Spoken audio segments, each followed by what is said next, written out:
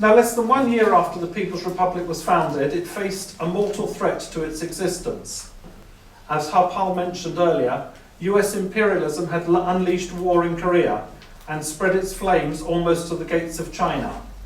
The United States made no secret of the fact that it intended to not only conquer the north of Korea, but also to overturn the Chinese Revolution and to restore the Chiang Kai-shek regime that had fled to the island of Taiwan. But imperialism got more than it bargained for when the Chinese People's Volunteers advanced into Korea, wave upon wave, to roll back the armies of the United States, Britain, and more than a dozen other countries. However, China was to pay a heavy price for its proletarian internationalism, not only in the hundreds of thousands of fighters who perished on the Korean battlefields, including, as Harpal also mentioned, Comrade Mao An-ying, Chairman Mao's son, but because the United States took the opportunity of this conflict to send its 7th Fleet into the Taiwan Straits, thereby preventing the People's Liberation Army from completing the liberation of the country by liberating Taiwan, a task that still awaits solution. Moreover, any significant steps towards the normalization of relations with the United States were put off for 2 decades, and instead China faced a crippling imperialist embargo. In the late 1950s, the Communist Party of China refused to support Khrushchev's unprincipled attacks against Stalin and the dictatorship of the proletariat.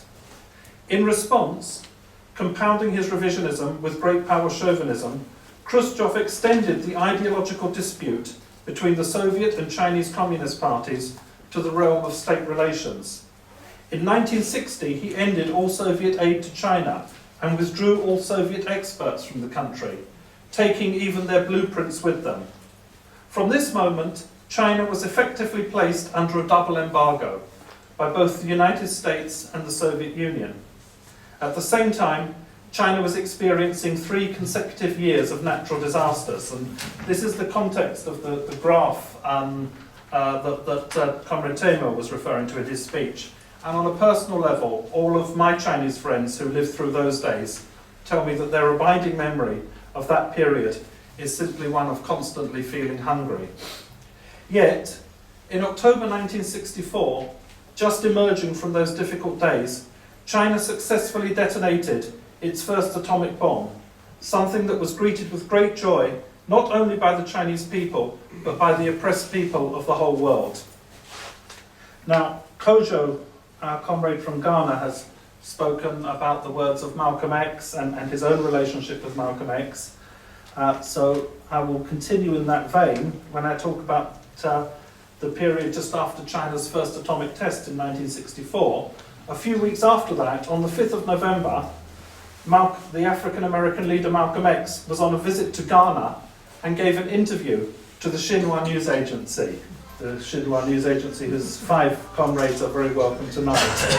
And Xinhua's report from Accra, the first part of that report, which of the Xinhua report of 5th November 1964, reads as follows. Malcolm X, the American Negro leader, now on a visit here, today hailed China's explosion of its first atom bomb as, quote, the greatest thing that has ever happened in the 20th century to the black people. In an interview with NCNA, that's New China News Agency, another way of saying Xinhua, he said that China's nuclear test has helped not only the cause of the Afro-Americans, but also that of all people of the world fighting against the imperialists.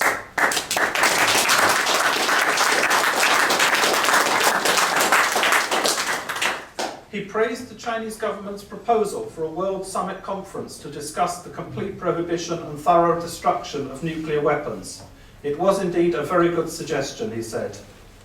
Referring to the present struggle of the American Negroes and the firm support to this struggle by the Chinese people, he said that the US imperialists would never loosen their grip on the 22 million colonized American Negroes before the peoples of Asia and Africa cast off the yoke of imperialism and became strong. Bearing this in mind, we therefore appreciate the great strides that the Chinese people have made toward true independence and the unlimited contribution they are making to help the oppressed peoples in other parts of the world to throw off the chains of imperialism.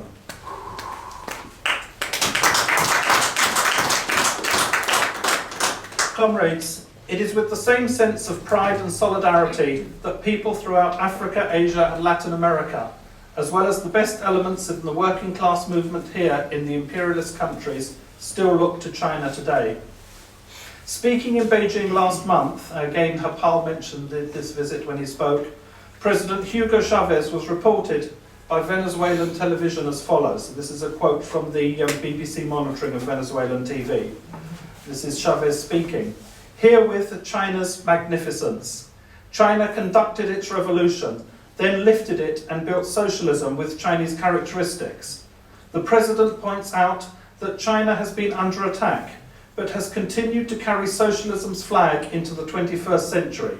Chavez adds, socialism is the only path to the world's salvation.